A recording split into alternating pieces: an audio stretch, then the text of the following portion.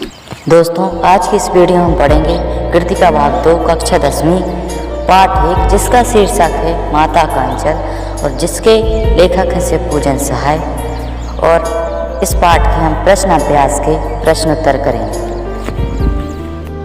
पहला प्रश्न, प्रस्तुत पाठ के आधार पर यह कहा जा सकता है कि बच्चे का अपने पिता से अधिक जुड़ाव था, फिर भी विपदा के समय वह पिता के पास न जाकर माँ की शरण लेता है।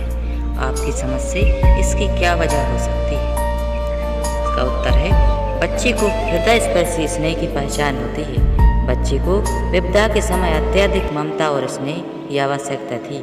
भोलानाथ का अपने पिता से अपार स्नेह था, पर जब उस पर विपदा आई तो उसे जो शांति व प्रेम की छाया अपनी माँ की गोद में जाकर मिली, वह शायद उसे पिता से प्राप्त नहीं हो पाती। माँ के आंचल में बच्चा स्वयं को सुरक्षित महसूस करता है।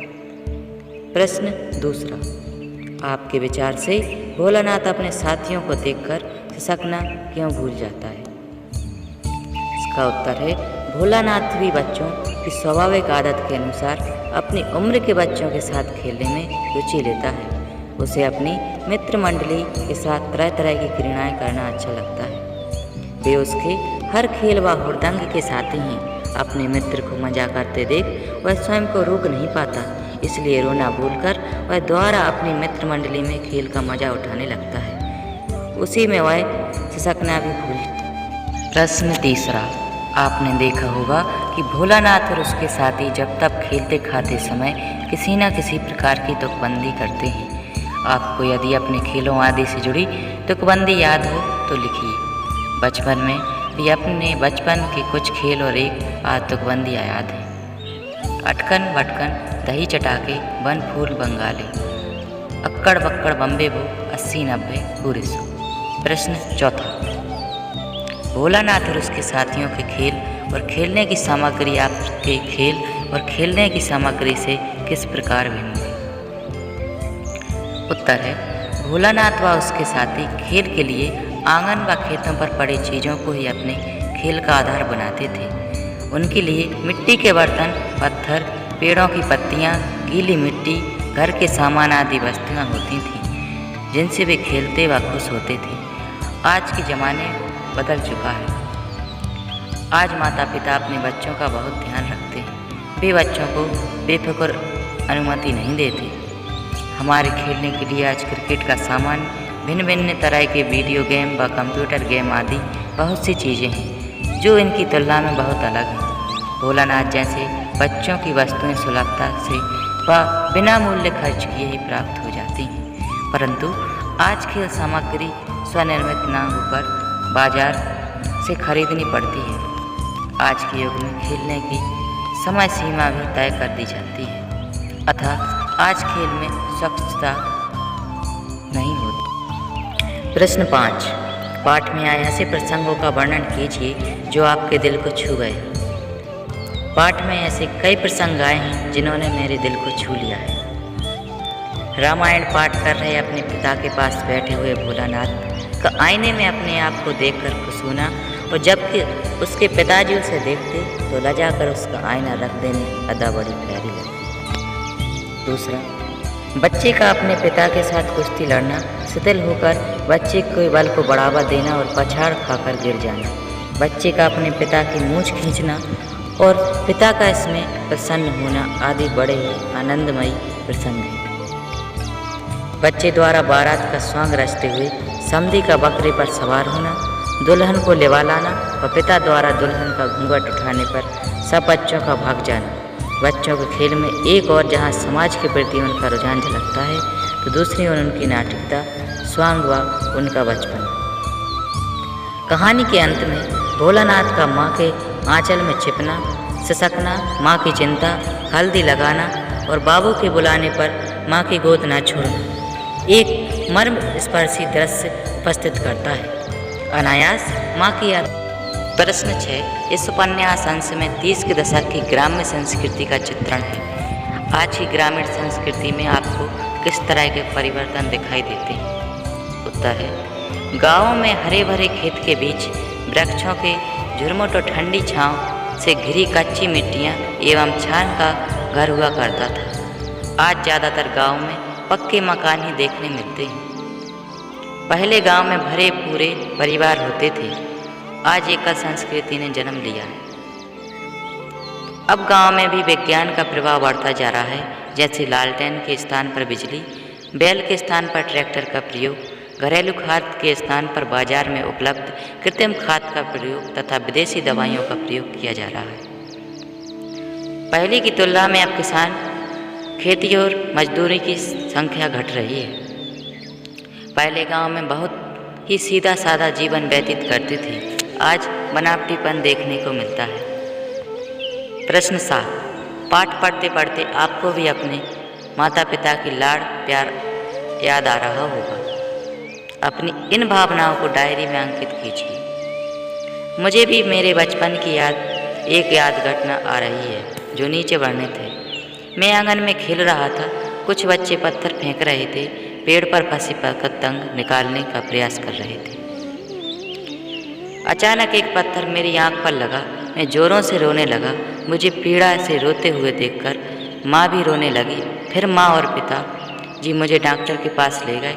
डॉक्टर ने जब कहा डरने की बात नहीं है, जब दोनों की जान में। प्रश्न 8, यहाँ माता पिता का बच्चे के प्रति जो वात्सल्य व्यक्त हुआ है उसे अपने शब्दों में लिखिए। उत्तर, माता का अंचल में माता पिता के वात्सल्य का बहुत सरस और मनमोहक वर्णन हुआ है। इसमें लेखक ने अपने शैशव काल का वर्णन किया है। भोलानाथ के पिता के दिन आरंभ ही भोलानाथ के शुरू होता है। उसे नहलाकर पूजा पाठ कराना, उसको अपने साथ घुमाने ले जाना, उसके साथ खेलने व उसकी बाल सुलभ क्रीड़ा से प्रसन्न होना आदि उनके स्नेह व प्रेम को व्यक्त करता है। भोलानाथ की माता वात्सल्य व ममत्व से भरी हुई है।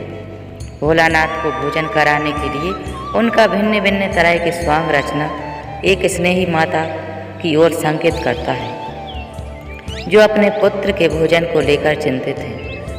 दूसरी ओर उसको लहूलुहान व भय से कांपता देखकर माँ स्वयं भी रोने आवाज चिल्लाने लगती। अपने पुत्र की ऐसी दशा देखकर माँ का हृदय भी दुखी हो जाता था। माँ का ममतालु मन इतना भावुक है कि वह बच्चे को डर के मारे कांपता देखकर रोने लगती है। उसकी ममता पाठक को बहुत प्रश्न 9, माता का अंचल शीर्षक की उपयुक्तता बताते हुए कोई अन्य शीर्षक सुझाइए। उत्तर है, लेखक ने इस कहानी के आरंभ में दिखाया है कि भोलानाथ का ज़्यादा से ज़्यादा समय पिता के साथ बीतता है। कहानी का शीर्षक पहले तो पाठक को कुछ अटपटा सा लगता है, पर जैसे जैसे कहानी आगे बढ़ती है बात समझ में आने लगती है। इस कहानी में माँ के आंचल की सार्थकता को समझाने का प्रयास किया गया है। भोलानाथ को माता व पिता दोनों से बहुत प्रेम मिला है। उसको दिन पिता की छत्र छाया में ही शुरू होता है। पिता उसकी हर क्रीड़ा में सदैव साथ रहते हैं। विपदा होने पर उसकी रक्षा करते हैं, परंतु जब वह सांप से डरकर माँ की गोद में आता है और माता की जो प्रतिक्रिया होती है वैसी प्रतिक्रिया या उतनी तड़प एक पिता में नहीं हो सकती। माता उसके भय से भयभीत हैं, उसके दुख से दुखी हैं, उसके आंसू से खिन्न हैं। वह अपने पुत्र की पीड़ा को देखकर अपनी सुध-बुध खो देती हैं। वह बस इसी प्रयास में है कि वह अपने पुत्र की पीड़ा को समाप्त कर सके। माँ का यही प्रयास उसके बच्चे का आत्मीय सुख व प्रेम का अनुभव कराता है। उसके बाद तो बात शीशे की तरफ साफ हो जाती है कि पाठ का शीर्षक माता का अंचल क्यों उचित है। पूरे पाठ में माँ की ममता ही प्रधान दिखती है, इसलिए कहा जा सकता है कि पाठ का शीर्षक सर्वथा उचित है। इसका अन्य शीर्षक हो सकता है माँ की 10 बच्चे माता पिता के प्रति अपने प्रेम को कैसे अभिव्यक्त करते हैं।